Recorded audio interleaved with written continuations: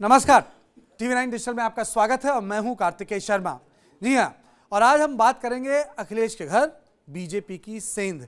अब आप सोच रहे हैं कि भाई ये सेंध कैसे लगी, किसने लगाई और अखिलेश यादव के घर क्यों सेंध लगी। जी हां, जब हम सेंध की बात करते हैं तो राजनीति में मतलब होता है आपने अपने किसी आपके परिवार वाले के किसी एक व्यक्ति को टिकट दे दिया, वो घर के पॉलिटिक्स से बाहर जाके उसने चुनाव लड़ा। तो सेंध की बात यहाँ तक है। तो आज बहुत बड़ा डेवलपमेंट हुआ है उत्तर प्रदेश में, और डेवलपमेंट ये है जो मुलायम सिंह की बहू हैं, बिल्कुल बहू हैं, वो भारतीय जनता पार्टी के टिकट पे चुनाव लड़ेंगी। प्रतीक की पत्नी है। और इसी मसले पर बात करने के लिए मेरे साथ हैं ब्रजेश पांडे। तो पहला सवाल, क्योंकि ये पूरा का पूरा आप समीकरण आप सोचिए उत्तर प्रदेश से जुड़ा है, तो मैं यही पूछूंगा ब्रजेश से कि ये फैसला क्यों लिया गया, और जब आप जवाब देंगे उसके बाद पीसीआर आप बाइट चलाइएगा अपर्णा की। देखिए कार्तिकेय, ये स्पष्ट था इस बार समाजवादी पार्टी की मुखिया अखिलेश यादव हैं और अखिलेश यादव ने स्पष्ट कर दिया था कि इस बार वो लखनऊ कैंट से अपर्णा यादव को टिकट नहीं देंगे। आपको याद होगा 2017 में अपर्णा यादव लखनऊ कैंट से समाजवादी पार्टी के टिकट पे चुनाव लड़ी थी और 33,000 से ज़्यादा वोटों से रीता बहुगुणा जोशी ने हराया था उन्हें, जो उस वक्त बीजेपी के टिकट से लड़ रही थी। और इस बार उन्होंने साफ कर दिया अखिलेश यादव ने कि वो परिवार के लोगों को केवल विनेबिलिटी फैक्टर होगा, सिर्फ इसलिए टिकट नहीं मिलेगा कि आप परिवार के सदस्य हैं और इसलिए आपको टिकट मिलेगा। अपर्णा यादव उसके बाद लगातार तमाम कई मुद्दों पर इंगित कर चुकी हैं कि वो भाजपा के, स्पेशली प्रधानमंत्री नरेंद्र मोदी के कई आइडियाज और उसके फेवर में है। आपको याद होगा एनआरसी के मुद्दे पर भी, जिसमें सपा अगेंस्ट थी, उस पर उन्होंने फेवर जताया। राम टेम्पल मंदिर के उसमें उन्होंने अपना 11 लाख रुपए का दान दिया और कई मुद्दों पर उन्होंने जो बाइट दी वो पूरी तरह से समाजवादी की पॉलिटिक्स से इतर थी। एक बहुत मजेदार ट्वीट आया था सोशल मीडिया पर इसमें कि जिसमें हुआ कि अपर्णा यादव ने बीजेपी ज्वाइन की, सपा में खुशी की लहर। तो इससे आपको इंडिकेट कर देता है कि ये पूरा सिचुएशन है क्या।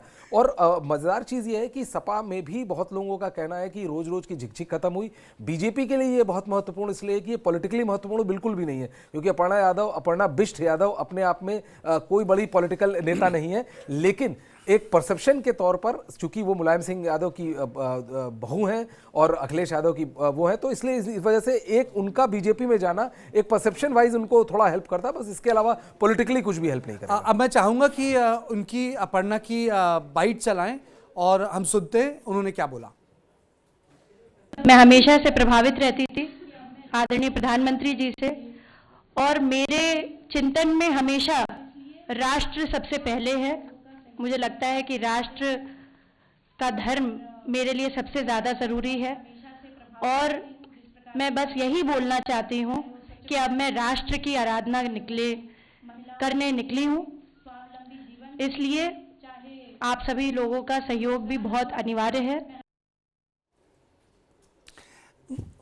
ब्रजेश, मुझे एक चीज़ बताओ, भारतीय जनता दो सवाल हैं। भारतीय जनता पार्टी शामिल होने के बाद एकदम जिसे कहते हैं कि ओत-प्रोत होने लगता है आपका मन राष्ट्रीय प्रेम में पहला, और उसके बाद एकदम मोदी स्तुति चालू हो जाती है। ये क्या है? मतलब उससे पहले कोई राष्ट्रीय प्रेम नहीं रहा, उससे पहले पेट्रियट नहीं थे आप।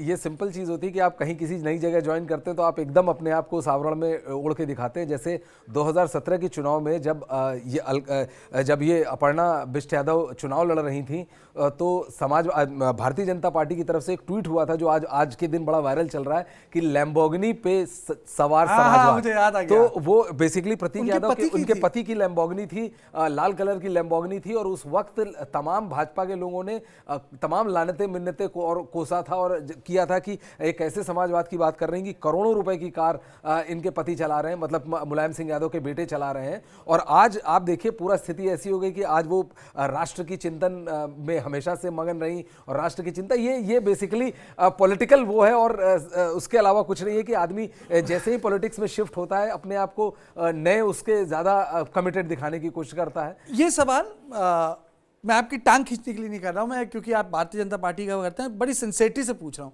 ये जो विजुअल्स देखे ब्रजेश, एक तो भारतीय जनता पार्टी का रहता है भाई हम परिवारवाद से दूर रहते हैं, चलिए ठीक है, एक व्यक्ति ले लिया आपने मुलायम सिंह के परिवार का।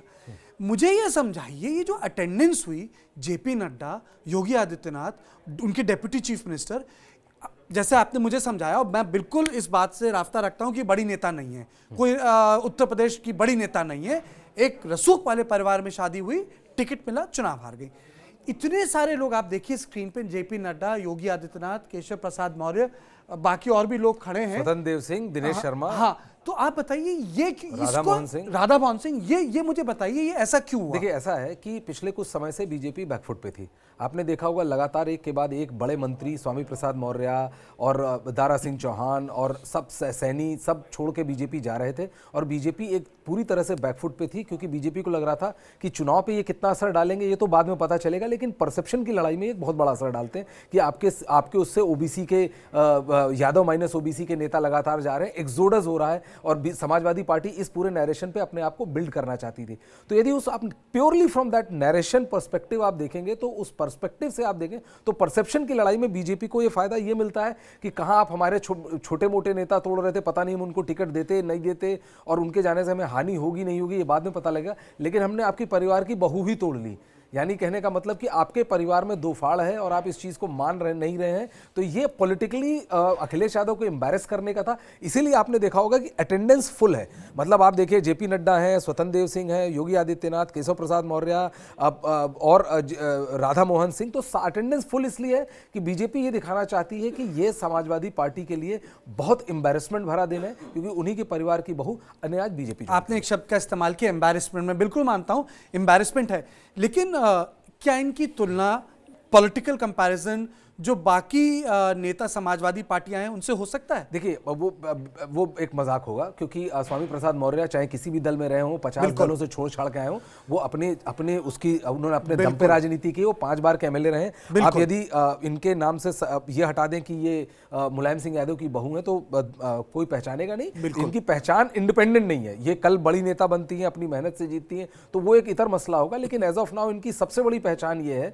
जो आज और जिसकी वजह से फुल अटेंडेंस है, वो इसलिए है कि ये मुलायम सिंह यादव की बहू है, और इसीलिए इनका जो कैच है इसे बड़ा प्राइज्ड कैच के तौर पे देखा जा रहा है। अच्छा, क्या इस मसले को मुझे वो जोड़ना चाहिए, कल रीटा बहुगुणा जोशी अपने बेटे इस मामले को लेके भी खबरें आई थी, टिकट को लेके, वो भी क्योंकि अब वो लोकसभा में आ गई हैं, वो चाहती हैं कि टिकट मिले, तो आपको लगता है कि अब ये मैटर सेटल हो गया, खत्म हो गया, टिकट जो अभी कॉन्स्टिट्यूएंसी का अभी देखिए ऐसा है कि मिलेगा? रीता बहुगुणा जोशी को लेकर, और रीता बहुगुणा जोशी की जो डिमांड थी वो पिछले कुछ समय से कही थी, उन्होंने स्वामी प्रसाद मौर्य जब छोड़े थे तो जो साउंड बाइट दी थी पत्रकारों को, हमारे नेटवर्क के जो साथी उनसे बातचीत में, वो साफ दिखा रहा था कि उन्होंने एक पार्टी को फेट अकॉम्प्लाई टाइप का देने की कोशिश कर रहे हैं कि यदि आप हमारी बात नहीं मानेंगे तो हमें छोड़ के जाने में भी कोई गुरेज नहीं है। तो उस तरह की चीजें वो बार बार कह रही। उन्होंने ये भी कहा कि मैं सांसदी छोड़ दूंगी, आप मेरे बेटे को विधायकी का टिकट दे दे। तो मुझे नहीं लगता अभी पूरी तरह से ये फाइनल हो पाया कि अपर्णा को बीजेपी लखनऊ कैंट से ही टिकट देगा। इसकी सुगबुगाहट बड़ी जोरों पे है, तो ये देखना बेहद इंटरेस्टिंग होगा। और यदि ऐसा होता है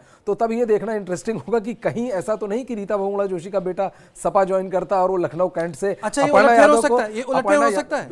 भाई राजनीति अनिश्चितताओं का गेम है, और यदि एक मैसेज देना चाहे अखिलेश यादव कि परिवार में इस वक्त उनसे सुप्रीम कोई नहीं, और इस मैसेज को देने में उन्हें कोई कसर नहीं छोड़ी। आप शिवपाल यादव को देखें, जो एक वक्त माना जाता था कि पार्टी के जो पूरा जो इंफ्रास्ट्रक्चर है वो शिवपाल यादव ही है, और वो हटे तो पार्टी टूट के बिखर जाएगी, लेकिन ऐसा कुछ नहीं हुआ। अखिलेश यादव ने इस बार ये स्पष्ट कर लिया कि ये चुनाव हार भी होगी तो मेरी होगी, और जीत भी होगी तो मेरी होगी। यानी पूरी तरह से निर्विवादित एक लीडर के तौर पे अखिलेश यादव पहली बार उभरे, और वो साफ तौर पे दिख रहा है। अच्छा, एक चीज बताइए, पिछली बार भी जब टिकट मिला था, अगर मैं गलत हूं तो इनको काफी अनमने मन से टिकट दिया गया था, अपर्णा को लास्ट मिनट अकोमोडेट किया गया था इनको।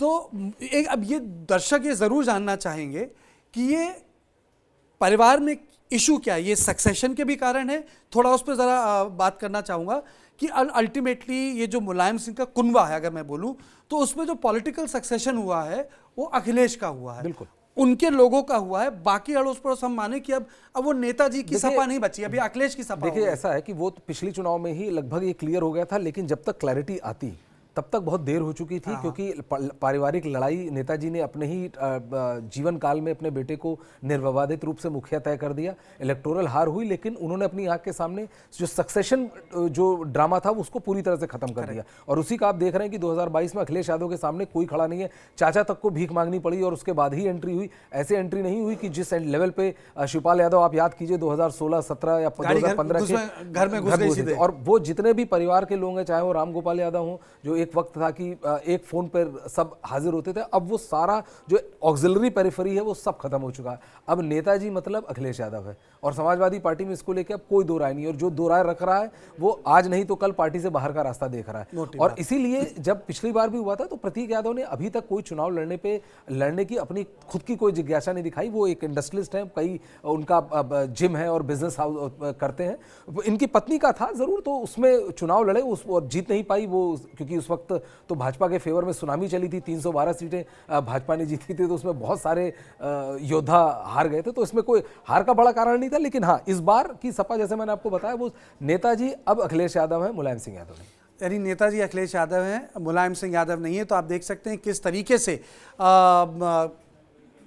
अपर्णा यादव को टिकट दिया भारतीय जनता पार्टी में। लेकिन जो मैं कहूँगा और जिस पर मैं प्रोग्राम कंक्लूड करूँगा, जो ब्रजेश बात कर रहे थे कि खबर से ज़्यादा की खबर ये नहीं कि अपर्णा यादव को टिकट मिला। आप देख वो जो विजुअल जो हमने आपको दिखाए, जिसपे पूरी बीजेपी के सारे बड़े नेता वहाँ मौजूद थे लाइन से, खबर वहाँ थी कि कहने का मतलब कि जिस तरीके से बीजेपी बैकफुट पे चली गई थी, जैसे ब्रजेश बता रहे थे पिछले 10-15 दिन में, उसको ठीक करने के लिए पूरा का पूरा बीजेपी आला कमान मौजूद था। बस कमी दो बड़े नेताओं की थी, अगर उनको हटा दें तो पूरा जैसे कहते हैं ना कि स्वयं बीजेपी वहीं मौजूद थी। तो आप देख रहे थे ब्रजेश और मेरे साथ अखिलेश के घर बीजेपी की सेंध। देश और दुनिया की बाकी खबरों के लिए आप देखते रहें TV9 डिजिटल।